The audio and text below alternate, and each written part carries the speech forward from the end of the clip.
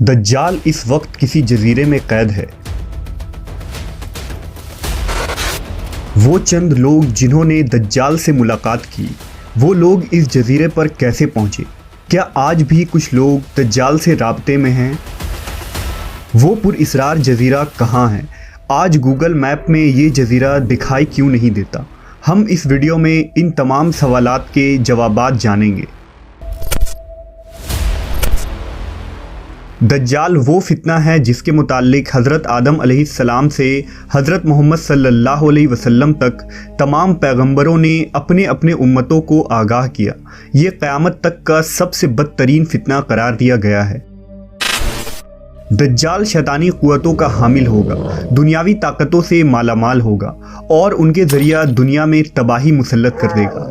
दज्जाल इस वक्त कहाँ है और किस हालत में है? इसके मुताल्लिक एक अजीबो गरीब रिवायत अहदीस के किताबों में ज़िक्र हुआ है। लिहाजा हज़रत फ़ातिमा बिनते कैस से रिवायत है कि एक दफ़ा रसूलुल्लाह सल्लल्लाहु अलैहि वसल्लम नमाज के बाद मिंबर पर तशरीफ़ लाए और फरमाया कि तमीमदारी पहले नसरानी आदमी थे, वो आए और मुसलमान हो गए और मुझसे एक किस्सा बयान किया है जिससे तुमको मेरे उस बयान की तस्दीक हो जाएगी जो मैंने कभी दज्जाल के मुताल्लिक तुम्हारे सामने जिक्र किया था।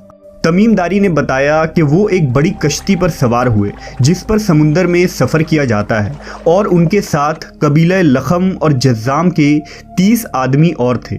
समुंदर का तूफ़ान 1 माह तक उनका तमाशा बनाता रहा। आखिरकार समुद्री सफ़र के दौरान मगरिब के जानिब एक जजीरे पर उनकी नज़र पड़ी जिसको देखकर वो बहुत मसरूर हुए और छोटी कश्तियों में बैठकर उस जजीरे पर उतर गए।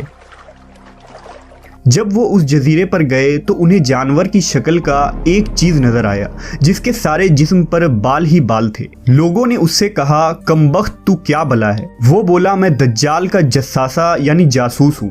उस गिरजे में चलो, वहाँ एक शख्स है जिसको तुम्हारा बड़ा इंतज़ार है। हम लपक कर उस गिरजे में पहुंचे तो हमने एक बड़ा कवि हैकल शख्स देखा कि उससे कबल हमने वैसा कोई शख्स नहीं देखा था। उसके हाथ गर्दन से मिलाकर और उसके पैर घुटनों से लेकर टखनों तक लोहे की जंजीरों से निहायत ही मजबूती से जकड़े हुए थे। हमने उससे कहा, तेरा नास हो, तू कौन है? वो बोला, तुमको मेरा पता लग ही गया, अब तुम बताओ तुम कौन लोग हो? उन्होंने कहा, हम अरब के बाशिंदे हैं। हम एक बड़ी कश्ती में सफ़र कर रहे थे। समुंदर में तूफ़ान आया और 1 माह तक रहा। इसके बाद हम इस जजीरे में आ गए। उसने कहा, मुझे ये बता कि बैसान के खजूरों में फल आता है या नहीं? हमने कहा, हाँ आता है। उसने कहा, वो वक्त करीब है जब उसमें फल ना आएंगे। फिर उसने पूछा, अच्छा बहर तिब्रिया के मुताल्लिक बताओ, उसमें पानी है या नहीं? हमने कहा, बहुत है। उसने कहा, वो ज़माना करीब है जबकि उसमें पानी ना रहेगा। फिर उसने पूछा, ज़गर के चश्मे के मुताल्लिक बताओ, उसमें पानी है या नहीं? और क्या उस बस्ती वाले उसके पानी से खेतों को सैराब करते हैं? हमने कहा, उसमें बहुत पानी है और लोग उसके पानी से खेतों को सैराब करते हैं। फिर उसने कहा, अच्छा नबी उम्मी का कुछ हाल सुना? हमने कहा, वो मक्का से हिजरत करके मदीना तशरीफ़ ले गए हैं। उसने पूछा, क्या अरब के लोगों ने उसके साथ जंग की है? हमने कहा, हाँ। उसने पूछा, अच्छा फिर क्या नतीजा रहा? हमने बताया कि वो अपने गिरदोनवाह पर गालिब आ चुके हैं और लोग उनकी इताअत कबूल कर चुके हैं। उसने कहा, सुन लो कि अरबों के हक़ में यही बेहतर था कि वो उनकी इताअत कर लें। और अब मैं तुमको अपने मुताल्लिक बताता हूँ। मैं मसीह दज्जाल हूँ और वो वक्त करीब है जबकि मुझको यहाँ से बाहर निकलने की इजाज़त मिल जाएगी। मैं बाहर निकलकर तमाम ज़मीन पर घूमूंगा। 40 दिन के अंदर अंदर कोई बस्ती ऐसी न रहेगी जिसमें मैं दाखिल ना होऊंगा, सिवाय मक्का और मदीना के। उन दोनों मकामात में मेरा दाखिला ममनू है। नबी सल्लल्लाहु अलैहि वसल्लम ने अपना असा मुबारक मिंबर पर मार कर फरमाया, ये तैयबा है, ये तैयबा है। मैं तुमको यही बताया करता था। जान लो कि दज्जाल न शाम के समुंदर में है और ना ही यमन के समुंदर में, बल्कि वो मशरिक में है। और नबी सल्लल्लाहु अलैहि वसल्लम ने मशरिक की तरफ हाथ से इशारा फरमाया। हज़रत तमीमदारी और उनके साथियों ने जिस जजीरे पर दज्जाल से मुलाकात की थी, इसका इल्म आज तक किसी को नहीं हो सका, लेकिन इस बारे में बहुत सारे दावे किए जाते रहे हैं कि वो पुरअसरार जजीरा कहाँ है जहाँ दज्जाल जंजीरों में जकड़ा कैद है। बाज़ लोगों का गुमान है कि बहरे अरब में मौजूद सुकतरा नामी जजीरा ही वो जजीरा है जहां दज्जाल कैद है। ये जजीरा नहायत ही अजीबो गरीब मकाम है।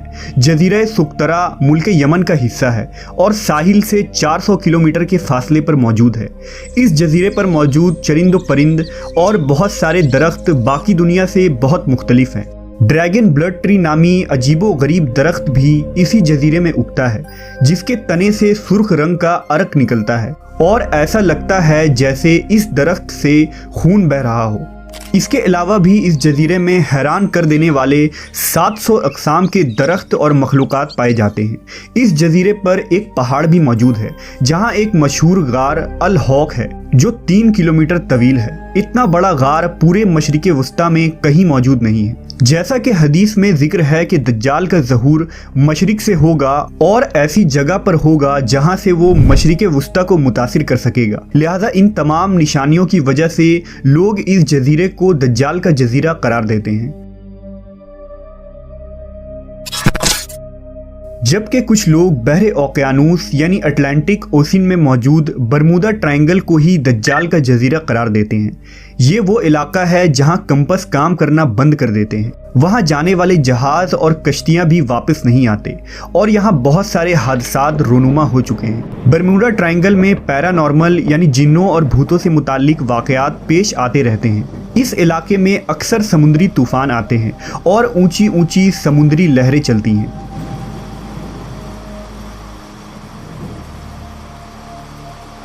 बरमूदा दरअसल किसी एक जजीरे का नाम नहीं, ये एक तकून नुमा इलाका है जिसके अंदर 300 से ज़्यादा गैर आबाद और सुनसान जजीरे मौजूद है जहां आज तक इंसानों ने कदम नहीं रखा है। इस बरमूदा ट्रायंगल पर की गई तहकीकाती रिपोर्ट को भी आज तक शाये नहीं की गई है। यूं लगता है कि दुनिया की हुकूमतों को इसकी इजाज़त नहीं। मशहूर मिस्री मुहक्किक दाऊद ईसा के मुताबिक बरमूदा तिकून का एक बड़ा हिस्सा दज्जाल के ज़ेर इस्तेमाल है। उसने बाकायदा वहाँ किले नुमा महल बना रखे हैं जो तकून की शक्ल में मौजूद है। तारीख में दज्जाल के जजीरे के मुतालिक एक मशहूर दावा उस्मानी अमीरुल बहर और जोग्राफिया दां पीरी रईस का है, जिसने खिलाफत उस्मानिया के दौर में दुनिया का एक नक्शा तैयार किया था। इस नक्शे को अगर हम देखें तो इसमें एक पुरइसरार मकाम की निशानदही की गई है जहां उसने एक अजीब मखलूक की तस्वीर भी दिखाई है जो आधा इंसान और आधे जानवर की तरह नज़र आता है, जिसे लोगों ने दज्जाल करार दिया है।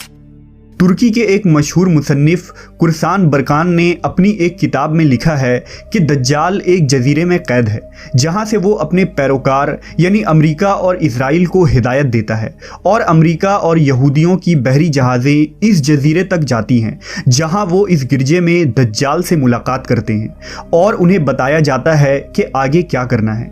लेकिन ये मालूमात इतनी खुफिया होती है कि आज तक कोई भी ये नहीं जान पाया कि ये जजीरा कहाँ मौजूद है। बरकान ने लिखा कि वो जजीरा बरमूदा तिकून में ही है क्योंकि बरमूदा ट्रायंगल में एक ऐसा जजीरा मौजूद है जहां एक बड़ा गिरजा पाया जाता है और जहां किसी को भी जाने की इजाज़त नहीं है और अगर कोई वहां दाखिल होना चाहे तो वो वहां से वापस नहीं आ सकता। ये जजीरा कोई आम जजीरा नहीं, यही वजह है कि गूगल मैप में इस जजीरे की लोकेशन नहीं मिलती है। नेस कई लोगों ने ये देखने का दावा भी किया है कि इस जजीरे में अमरीकी बहरी बेड़े दाखिल होते हैं।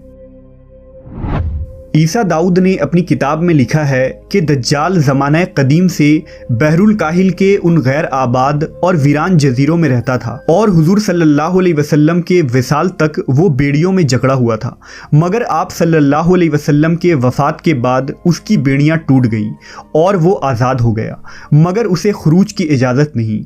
लिहाजा अब वो बरमूडा ट्रायंगल के करीब वीरान जजीरों में रहता है और वहाँ से अपनी दज्जाली कुव्वतों और पैरोकारों के ज़रिया खुरूज की तैयारियां कर रहा है। ये जजीरा बुनियादी तौर पर दज्जाल का हेड क्वार्टर है जहां से वो तमाम तदाबीर करता है और शर फैलाता है।